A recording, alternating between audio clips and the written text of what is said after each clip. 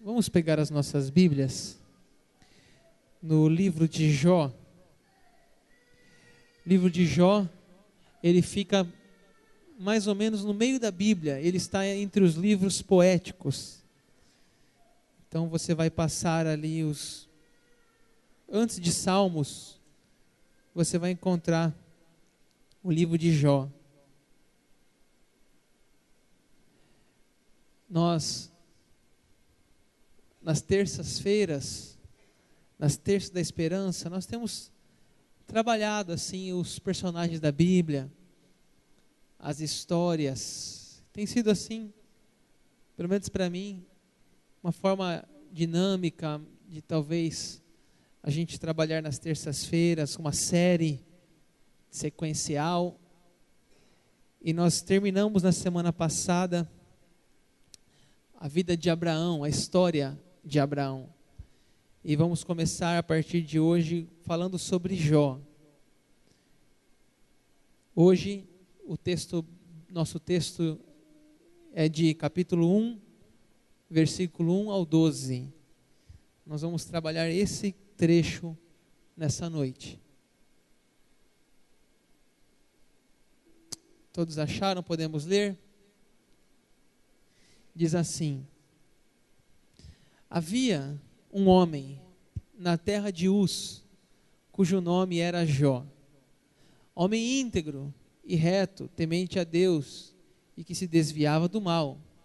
Nasceram-lhe 7 filhos e 3 filhas. Possuía 7.000 ovelhas, 3.000 camelos, 500 juntas de bois e 500 jumentas. Era também muito numeroso o pessoal ao seu serviço, de maneira que este homem era o maior de todos os do Oriente. Seus filhos iam às casas uns dos outros e faziam banquetes, cada um por sua vez, e mandavam convidar as suas 3 irmãs a comerem e beberem com eles. Decorrido o turno de dias de seus banquetes, chamava Jó seus filhos e os santificava. Levantava-se de madrugada e oferecia holocausto segundo o número de todos eles, pois dizia: talvez tenham pecado os meus filhos, e blasfemado contra Deus em seu coração. Assim o fazia Jó continuamente. Versículo 6. Num dia em que os filhos de Deus vieram apresentar-se perante o Senhor, veio também Satanás entre eles. Então perguntou o Senhor a Satanás: de onde vens? Satanás respondeu ao Senhor e disse: de rodear a terra e passear por ela. Perguntou ainda o Senhor a Satanás: observaste o meu servo Jó? Porque ninguém há na terra semelhante a ele, homem íntegro e reto, temente a Deus, que se desvia do mal. Versículo 9. Então respondeu Satanás ao Senhor: porventura Jó debalde teme a Deus? Acaso não o cercaste, concebe a ele, a sua casa e tudo quanto tem? A obra de suas mãos abençoaste, os seus bens se multiplicaram na terra. Estende, porém, a mão e toca-lhe em tudo quanto tem, e verás se não blasfema contra ti na tua face. Disse o Senhor a Satanás: eis que tudo quanto ele tem está em teu poder. Somente contra ele não estendas a mão. E Satanás saiu da presença do Senhor. Fecha os teus olhos, Pai, vamos estudar a tua palavra, meu Deus, que possamos sair daqui melhor do que chegamos, Pai. Fortalece o teu povo, traz uma mensagem ao nosso coração, no nome de Jesus, amém. Pessoal, o livro de Jó, se fosse lermos a Bíblia em ordem cronológica de tempo, o livro de Jó estaria logo no início da Bíblia. O livro de Jó é um dos livros mais antigos da Bíblia. Ele está lá no início de Gênesis. Eu já vi uma leitura bíblica assim, uma leitura bíblica numa ordem cronológica. Quem sabe aqueles que quiserem uma vez num ano fazer uma leitura na Bíblia na ordem cronológica, eu posso oferecer essa leitura da Bíblia para você. Então Jó está lá no início da Bíblia, lá na época de Gênesis. Provavelmente Jó viveu até mesmo antes de Abraão. Jó viveu antes de Abraão. dizem os estudiosos. E o livro de Jó vai trabalhar o drama do sofrimento do justo. Por que que a pessoa justa, a pessoa que teme a Deus, por que que ela sofre? Por que que os problemas da vida, eles nos rodeiam, nos cercam? É sobre isso que vamos falar nessa série. A história desse homem, filho de missionários, fez seminário, trabalhava na igreja, tinha uma família, 3 filhos, foi diagnosticado com câncer. Ele pergunta para Deus: por que, Deus? Será que foi resultado do meu pecado? Por que que eu tenho câncer? O que que eu fiz para merecer? Depois esse câncer desaparece, ele agradece a Deus e o câncer aparece de novo, e agora mais grave. E ele pergunta: por que Deus permitiu aparecer de novo esse câncer? Se Deus tinha me curado, por que que Ele deixou que esse câncer voltasse? É sobre isso que o livro de Jó ele trabalha. Por que que uma pessoa sofre? Por que que o justo, o servo de Deus, a serva de Deus, por que que a gente sofre? Nós vamos tentar andar nesse caminho, nessa série. Vamos primeiro conhecer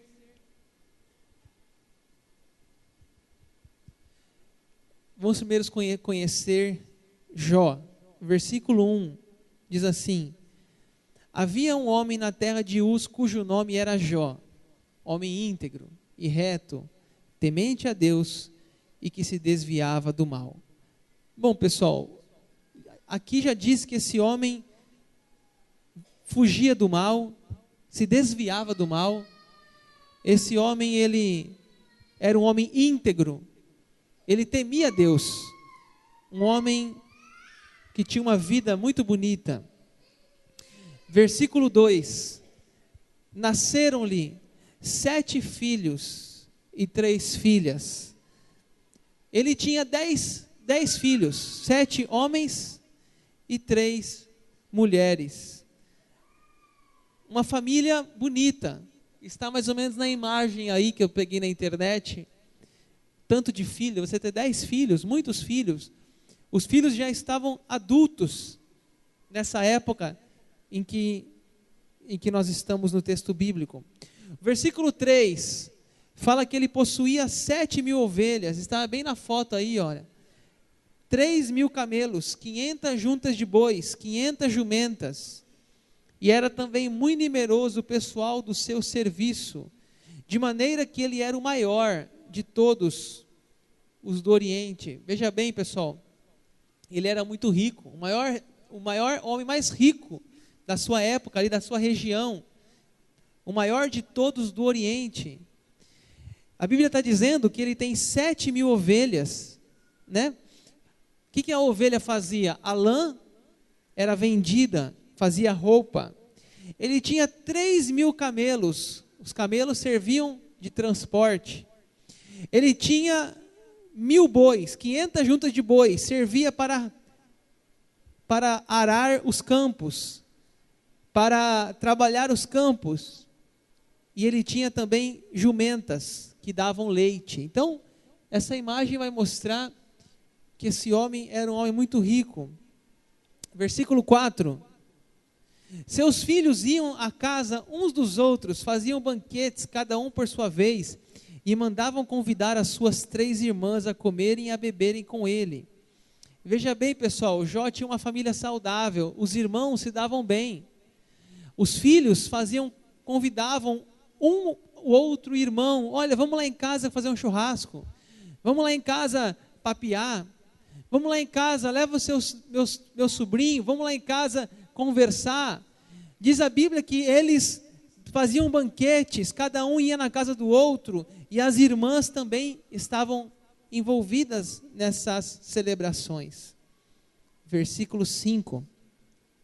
Decorrido o turno de dias de seus banquetes, chamava Jó a seus filhos e os santificava. Levantava-se de madrugada e oferecia holocausto segundo o número de todos eles, pois dizia: talvez tenha pecado os meus filhos, blasfemado contra Deus, em seu coração, assim fazia Jó continuamente. Pessoal, o que está dizendo aqui no versículo 5? Jó era um homem que orava pelos seus filhos. Ele orava, ele se preocupava se aqueles filhos talvez tivessem zombado, blasfemado contra Deus. Ele oferecia sacrifícios de madrugada, segundo o número dos filhos. Deus, o fulano, o ciclano, a Maria, o João, meu Deus, cuida dos meus filhos, meu Deus, se eles erraram, se eles tiveram um pensamento negativo, um pensamento pecaminoso, perdoa os meus filhos. Olha, gente, que família maravilhosa era a família de Jó. Mas do versículo 5 a 6, pessoal, a cena muda. Aparece o tal do Satanás, que sempre vem para apertar os crentes. O Satanás vai aparecer na história. Estava tudo indo muito bem. Do versículo 5 para o versículo 6, se fosse uma peça de teatro, as cortinas iam se fechar, as luzes iam mudar, a música ia ficar uma música mais assim, aquela música menor, aquela música mais tom de dúvida, de temor. Se fosse um livro, você ia falar, puxa, chegou esse capítulo aqui, porque agora a coisa pega. Veja o que acontece no versículo 6. No dia em que os filhos de Deus vieram apresentar-se perante o Senhor, veio também Satanás entre eles. Pessoal, eu vou lendo e vou explicando o que está acontecendo aqui. Um dia, diz a Bíblia, que Deus está reunido com seus anjos, no trono, no céu, e de repente junto com os anjos vem um intruso, vem o Satanás, que significa adversário. Versículo 7, então perguntou o Senhor a Satanás, de onde vens? Satanás respondeu ao Senhor, de rodear a terra e passear por ela. A gente sabe que o diabo, Satanás, tantos nomes que é dado a ele fica rodeando a terra. Ele fica, diz a Bíblia, como um leão buscando quem possa tragar. Ele fica buscando uma forma de tirar a nossa paz. E ele estava rodeando a terra. Versículo 8, veja na sua Bíblia, perguntou ainda o Senhor a Satanás, observaste o meu servo Jó? Porque ninguém há na terra semelhante a ele, homem íntegro e reto, temente a Deus, que se desvia do mal. É interessante aqui, pessoal, o jeito que Deus fala de Jó. Deus fala de Jó assim, o meu servo Jó.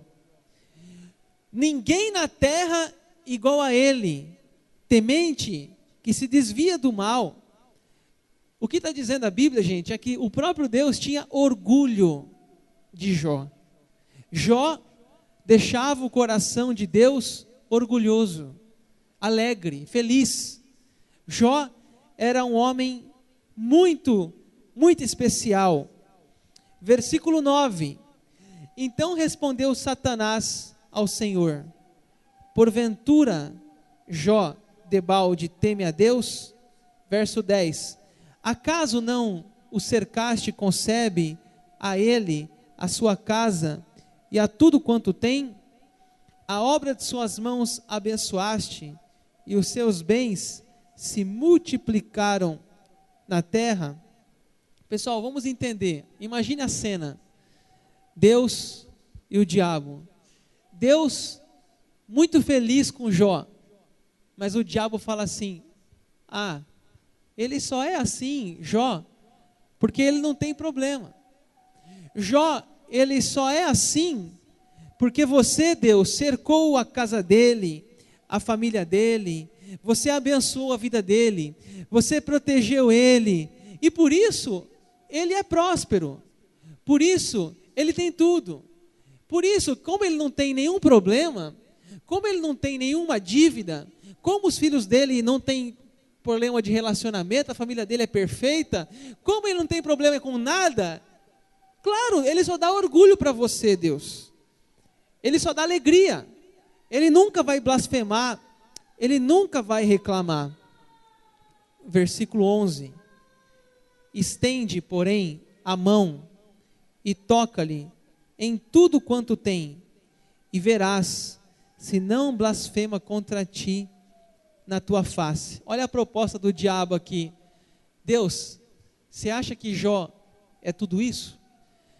Deus, você acha que Jó é perfeito?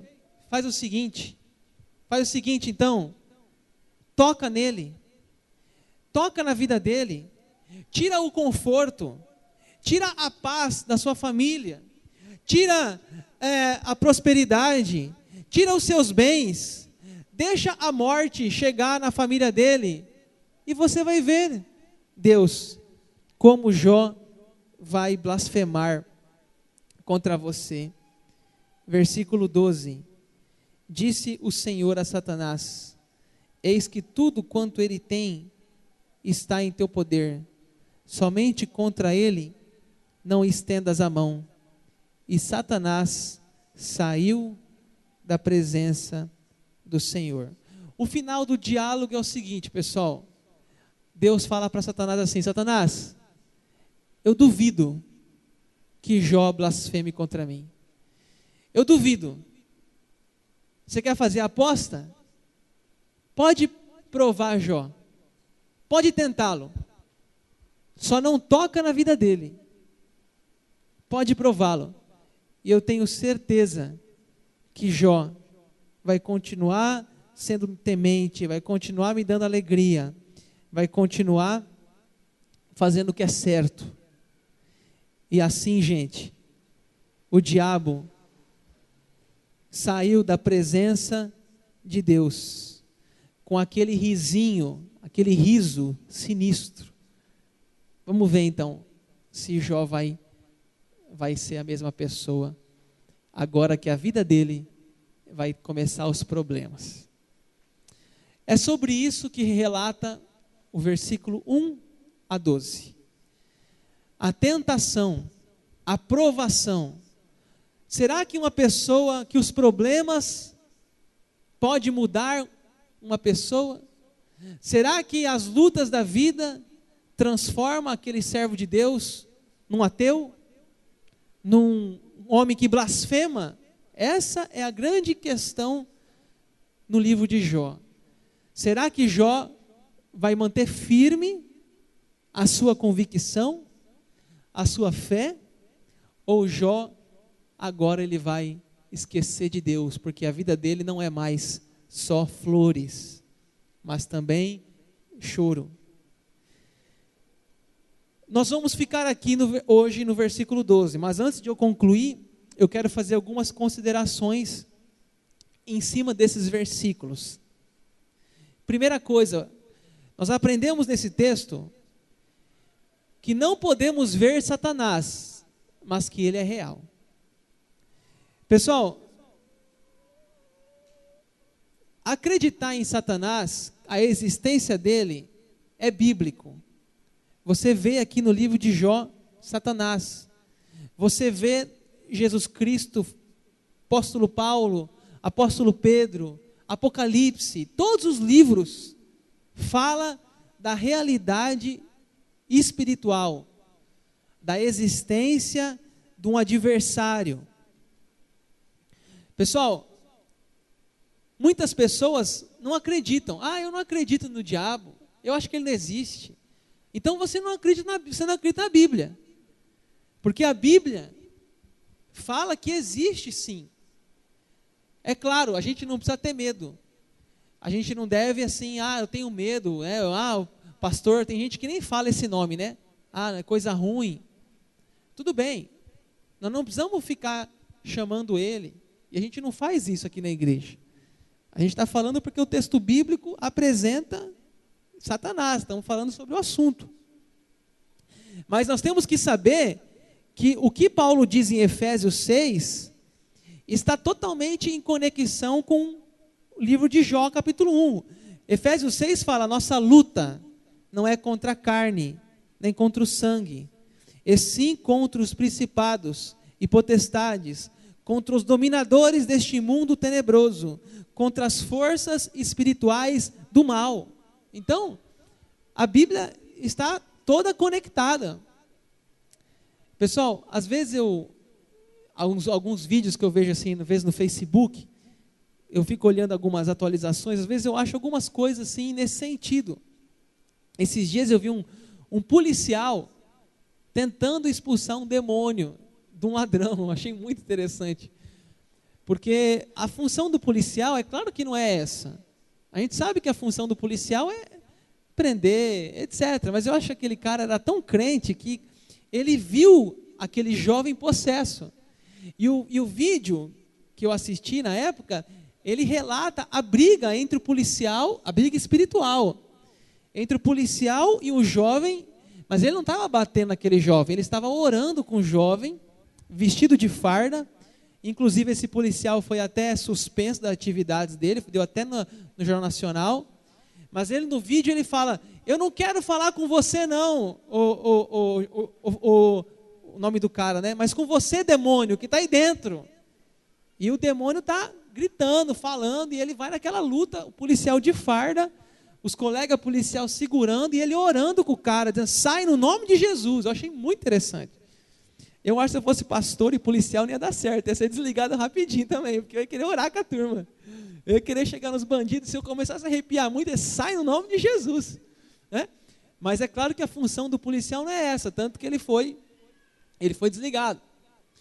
Eu vi um outro vídeo também na internet, de mesmo alguns policiais também, narrando, que prenderam o cara e colocaram o cara no fundo da viatura. E o cara está possesso, o cara está endemoniado, aquela voz mudada, aquela voz grave. E o policial fala assim: cala a boca aí, ô. E o demônio fala assim para ele, olha que interessante. O demônio fala assim: como você manda eu me calar se você faz o que eu gosto? Desse jeito, gente, o vídeo. O policial fala: cala a boca aí, rapaz. Ele fala: como que você manda eu calar se você faz o que eu gosto? Desse jeito, né? Eu tinha que chamar aquele outro policial para expulsar ele, né? Então, gente, é uma coisa assim que a gente não fica falando, nem chamando aqui na igreja, mas a gente tem que saber a existência, a realidade, né, desse mundo espiritual. A segunda coisa nessa noite: suportamos provações imerecidas, mas que são permitidas. A vida do Jó vai ensinar isso para a gente. As provações, às vezes, não são merecidas. Ah, Deus, eu não fiz nada para merecer.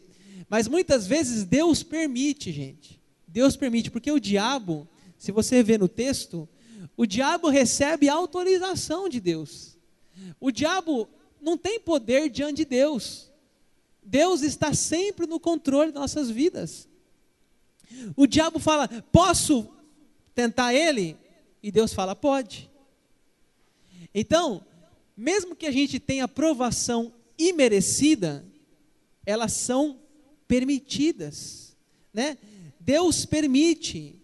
Deus está muitas vezes Deus permite que Satanás nos tente, mas é claro que Satanás não vai vencer.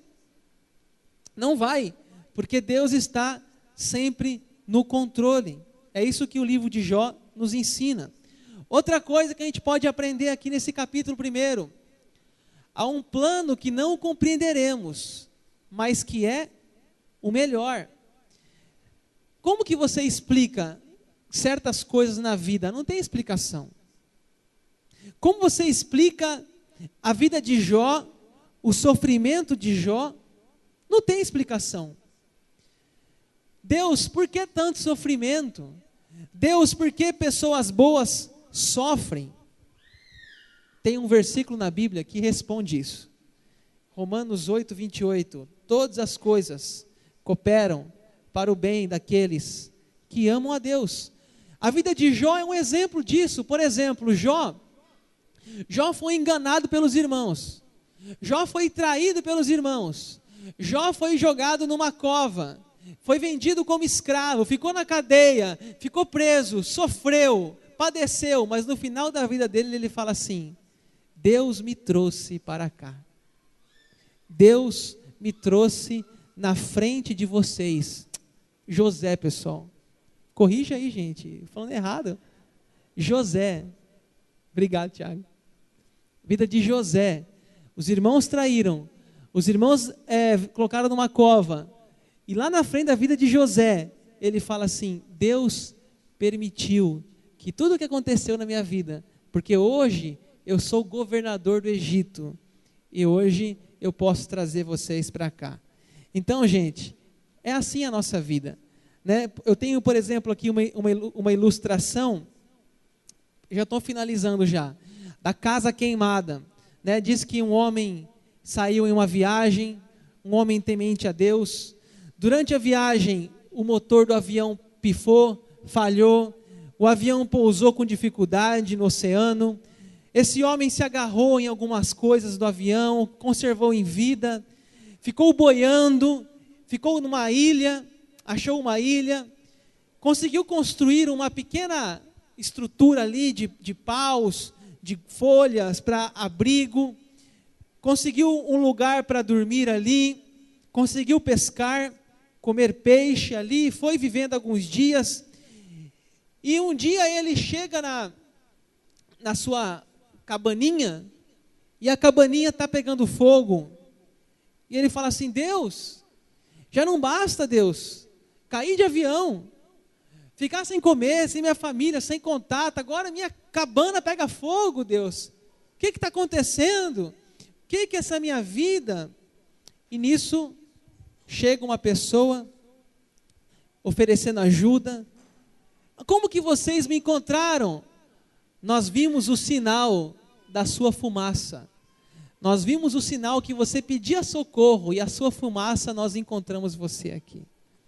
Então veja bem, ele não colocou fogo na sua casa, na sua cabana, mas Deus, de alguma forma, transforma o sofrimento em alegria.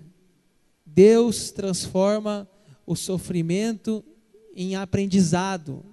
Esse é um grande mistério no livro de Jó.